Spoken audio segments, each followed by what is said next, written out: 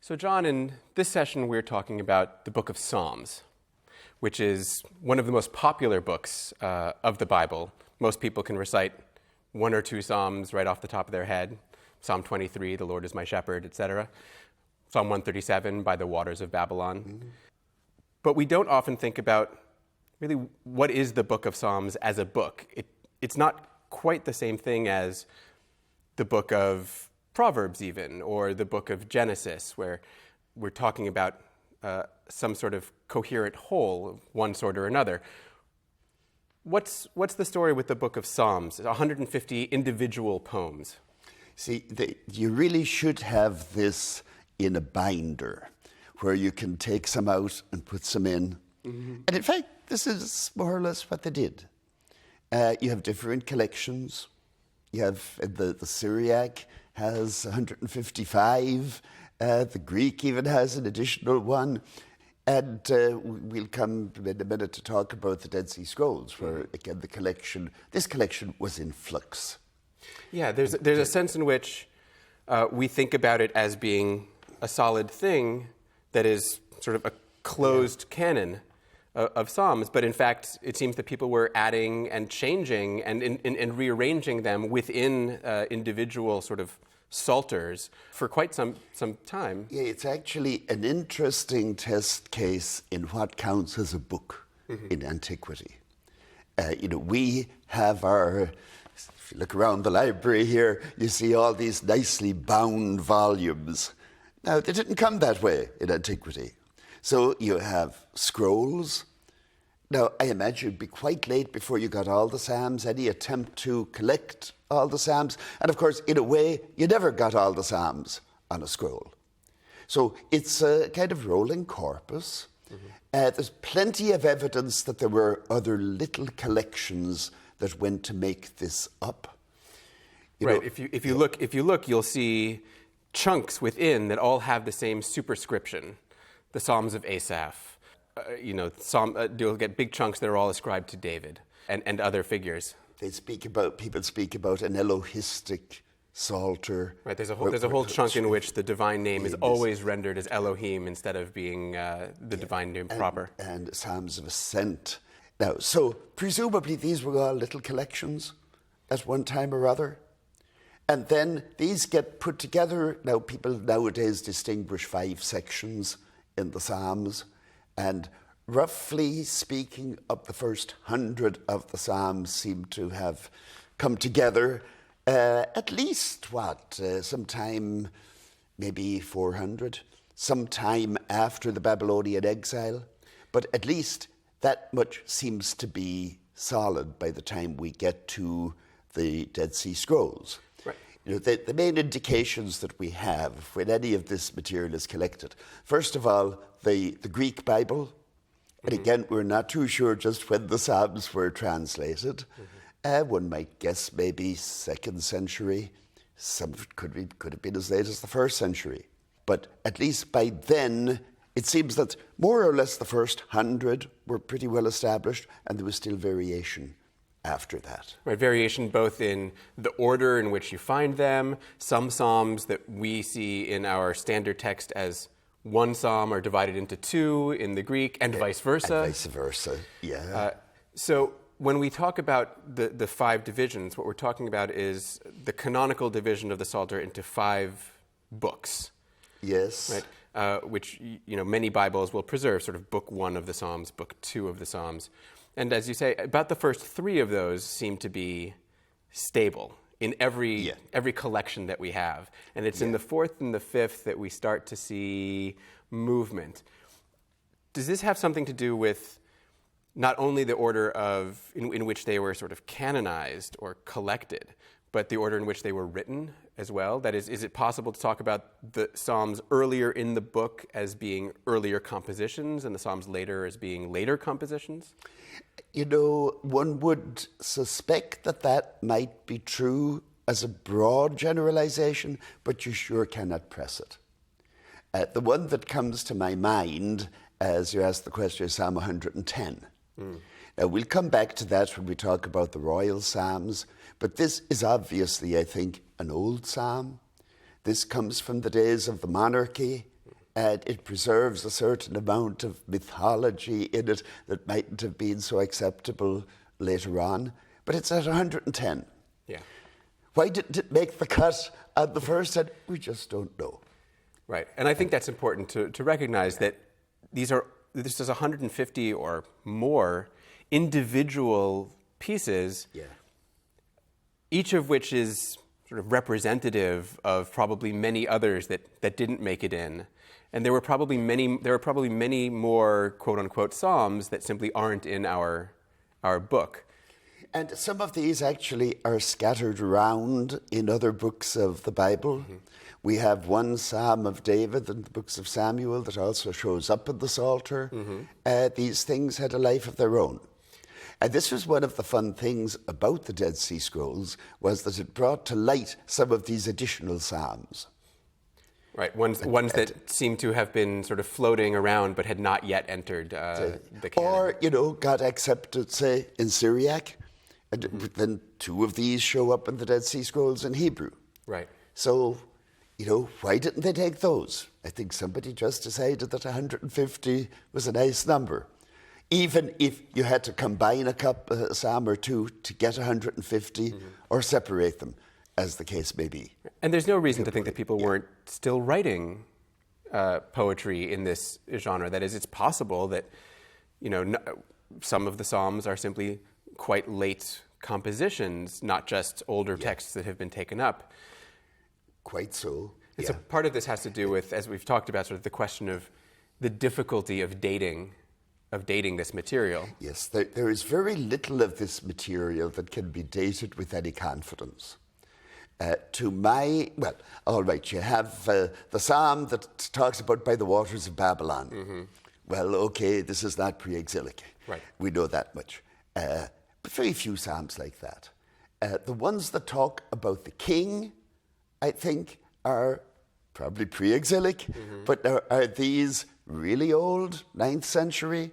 There have always been some people who want to date some of the psalms about David very early, but they needn't be, because the whole association of the psalms with David is also something that changed over time. Right, we should probably talk about this. Right, in the canonical Psalter that we use now, 73 of our psalms have a superscription that says, a psalm of David, frequently then followed by some sort of description of when David recited it, while he was running from Saul, when he was, fighting Absalom, when he was hiding in the wilderness. 73 in our canonical text. In the Greek, I believe there are 85 that have that ascription, and I think the Dead Sea Scrolls have even more. Well, the Dead Sea Scrolls then have a little passage in prose at the beginning that says that David composed over 1,000 of these. So, the waste here has been considerable. What do we think, though, about the very basic ascription of psalms to David? I know you and I have talked about this when we talked about the book of Samuel. Is there any indication that David has anything to do with the Psalms? As far as I know, all you've got to go on is that in the books of Samuel, he's described as playing the lyre. And only in one chapter. Yes. And then when Saul is having some trouble, they get David to play to him. Yeah. And then you have a couple of psalms in the books of Samuel that are ascribed to him. These are no more likely to be originally from David than any of the others. Right. But say, after the death of Saul and Jonathan, it bursts into poetry and produces a beautiful psalm. Right. But I think it's just the fact that he was remembered in the tradition as somebody who was musical, somebody who sang psalms, and so the assumption arises that whenever you have a psalm, it's David. Now, you don't get that all the time in the Psalter, because you do get a Psalm of Solomon, you get Psalms of Asaph. Yeah, the Psalm of Moses. Yeah.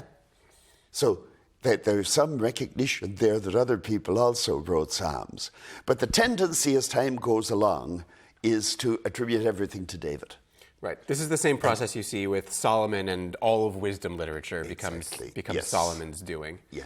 And then in order to make that more credible, you look for times in David's life when this might have been appropriate.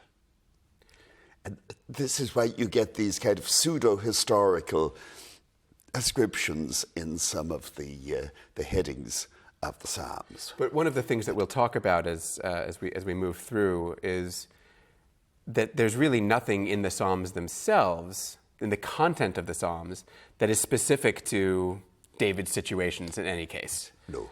And in fact, there's very little in the Psalms themselves that's specific to any situation other than the waters of Babylon on the one occasion. Right. Yeah. I mean, we get occasional references to the temple, right, which, like references to the monarchy, would seem to suggest certain date ranges. But in every case, when it mentions the temple, would seem to indicate non-Davidic authorship, because, of course, David lived before there was a temple. A temple, indeed. And also you will get some that refer to the Torah later on, which are surely very late, because, again, there doesn't seem to have been a Torah around when David was king. You never find David in the books of Samuel consulting the Torah. So you get some indications like that. But in spite of all of this, now, these get accepted relatively early as what we would call scripture. Mm-hmm. And so in a number of passages in the Dead Sea Scrolls and also in the New Testament, you will find the law and the prophets and David. And the assumption here is that David, the name of David, is enough to evoke the whole corpus of the Psalms. Mm-hmm. The way that Moses is for the Torah. Exactly, yes. Yeah. Can you talk a little bit more, as our resident expert, about the Psalms in the Dead Sea Scrolls and what particular shape they have there? Or lack of shape, as it were? There is a big Psalm scroll that was found in the Dead Sea Scrolls in Cave 11. And this caused a lot of controversy back in the 1960s, because the first two sections corresponded quite well to our Bible, but then in the last section, the order was different and there were some additional Psalms. Mm-hmm. And one reaction to this by some scholars was to say, this isn't a psalter. This is just a liturgical collection. And what's the difference between those two things? That is a very good question. But you see, the people who put it that way assumed that a canonical collection is one thing. And they're not really imagining at all how anybody used any of this literature in that time. Your question is precisely right. Any collection of psalms is by definition a liturgical collection. That's why you would collect psalms, is to sing them in the temple or to sing them in some kind of an occasion like that. Yeah, I think we should probably, given what you just said, we should probably talk about where scholars have come to imagine the Psalms were used and what they were used for. I mean, we just said a liturgical collection for the temple. Most scholars, I think today, and I think certainly you and I, agree that the Psalms are probably a collection of, for the most part, sort of cultic, liturgical prayers, blessings. I mean, they are meant to be recited in a cultic setting. This goes back to the pioneering work of the German scholar Hermann Gunkel, who really opened our eyes, I think, to the possibility that the Psalms had a function in that ancient society.